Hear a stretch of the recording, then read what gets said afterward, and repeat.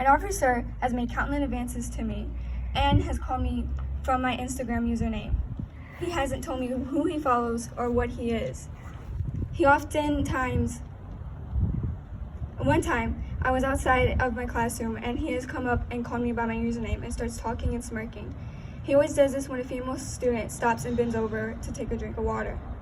As she bends over, he starts staring at her butt, smiling and looking up her and down. And I tell him, "You're disgusting," and laughs it off and smiles at me. Sometimes when he greets you, he talks to you or puts a hand over your shoulder or on your lower back. Another time, a football student has called another student a homophobic slur, and he got away with it for being a school football player. Another time, another officer stops and tells me that, he says, "You know that Popeye's chicken sandwiches are sold and really popular. I can get you one if you do something for me."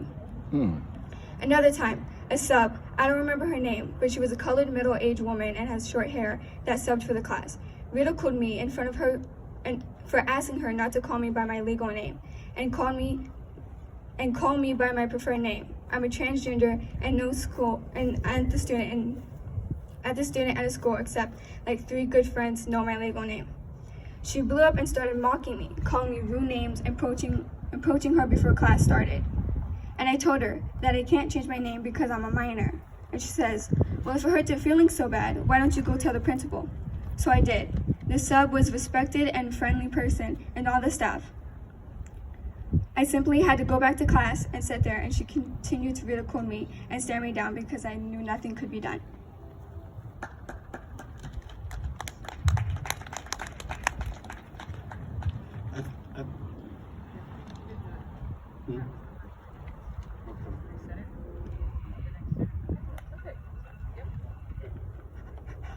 We need the, I think you've already spoken. What's that? She has 2 parts. Okay. I will be reading complaints on behalf of students from Singley Academy. I was a freshman at Singley Academy when I was sexually assaulted by one of my classmates. I reported to my counselor, who informed the assistant principal. Instead of taking me into the office, the assistant principal at the time told me to tell him the situation in the cafeteria in front of everyone. Also, nothing was done to the student, only the fact that his seat was moved away from mine. I attend Jackie Singley, and the teacher I am speaking about, in my opinion, is a bad example. He could never control his anger and would cuss at his students, and even one time almost fought one. He threw a desk and even slammed a book to a girl who was sleeping. The principals were aware of this behavior, and as for a teacher, they also knew about it. Another teacher would make homophobic comments and bash gay people for being gay, and he would dislike students. If they are gay, he would tell them that they would go to hell because of their beliefs. And we're not even done yet. Another teacher would often rub up on girls' backs and touch them, and I wasn't comfortable with that. There's way too many teachers who are like this all around our district, and they are still with jobs. No person should be given the job of a teacher if their intention is to harm students. Another student reported that I was sexually assaulted in the boys' locker room my freshman year of high school at Singley. Do I continue? On October 4th, 2016, a boy did things to me that I did not consent to. I needed time to heal emotionally and physically, and didn't report the boy to administrators until February 2017. When I reported what the boy did, they said that there was not enough evidence to do anything about it. The school changed my schedule so I wouldn't have him for classes. They only helped change my schedule my freshman year, and I had to suck up at having class with him for the rest of my years. That day, I reported the boy to the dean and counselor. An officer was there and told me that since he was close to the boy, he would talk to him about it. I told him not to, but he did, and this made the boy find out that I reported him, and he let his peers and friends know a twisted version of what actually happened that day. People called me a liar and an attention seeker, but I wasn't lying. He hurt me. It made me feel more afraid. To this day, I hate said officer with every cell in my body, and I feel as if I have the right to. The school did nothing to help me, and I went to therapy for years to continue my healing from a traumatic event. All I needed was help. I didn't expect the boy to be expelled or suspended, but the school didn't even care to help me change my schedule every year. Only freshman year. I would have wanted someone to check up on me because I was not okay. My report was just not my words on paper. It was an event that scared me and nobody cared to know how I was feeling.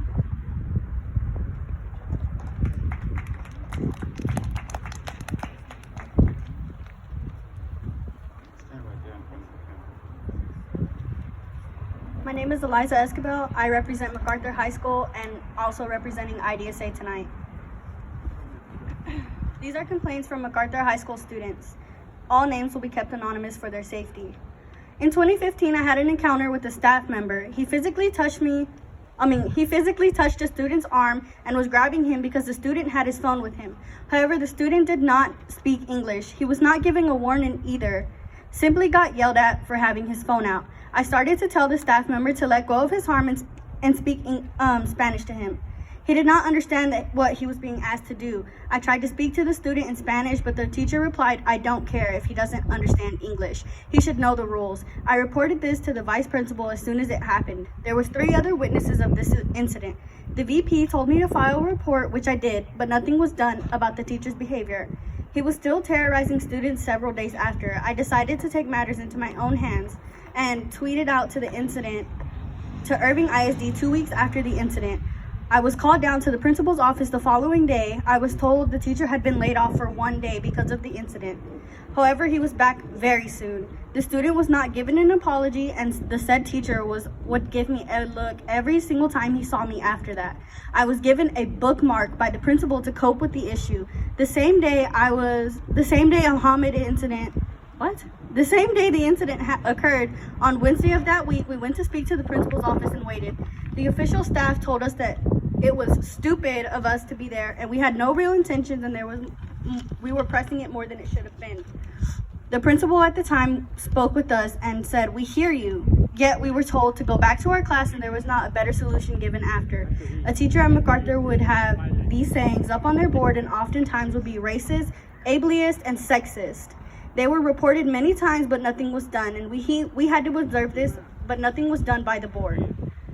A friend of mine, who would like to be kept anonymous, was bullied and harassed by a student that was trying to take pictures of him while in the restroom. In a situation very similar happened at Lady Bird. I'm not sure if the student had inspiration by that incident, but it was cruel and foul. He and his mother and my mother both reported it to the administration of MacArthur, which was where we attended the school. They were suspended for harassing my friend, and they said they will have a teacher/trusted adult escort my friend to each of his classes. A day after they made that decision, I saw him in passing period, and no one was with him escorting him to his classes. Instead, I walked with him to his class, and I remembered that the students of Lady Bird, who did the exact same thing for their student, got felony charges. The student who did the exact same thing to my friend did not. I honestly feel the administration did not take this as seriously as they should have, and they pushed aside the situation and with negligence. Sorry.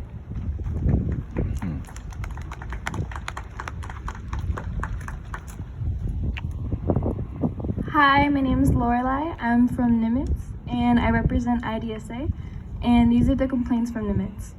I was sexually assaulted in the band hall. I told the directors, and the first question they asked was, what was I wearing? To say I was disappointed in them is under-exaggerated about how I felt. The boy went unpunished. Here's another one. A dance teacher at Nimitz High School has caused many issues with the students she teaches. This past year, there was a boy on the drill team, and the coach repeatedly told him he could not wear boots like the rest of the girls because boys shouldn't be wearing boots, and constantly made him question himself. She also told the select few of girls on the drill team, which are now graduated, that the traditional drill team uniforms looked horrible on the other drill team, and told them that they don't have the bodies to look good for the uniforms. And that's all.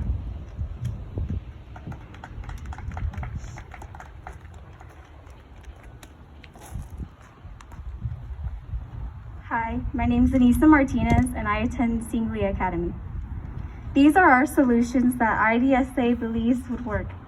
Solutions to prevent further discrimination. It has been brought to our attention that IISD provides a culturally responsive training. However, when questioning teachers about this training, they mentioned that it was very vague and they had no recollection of it.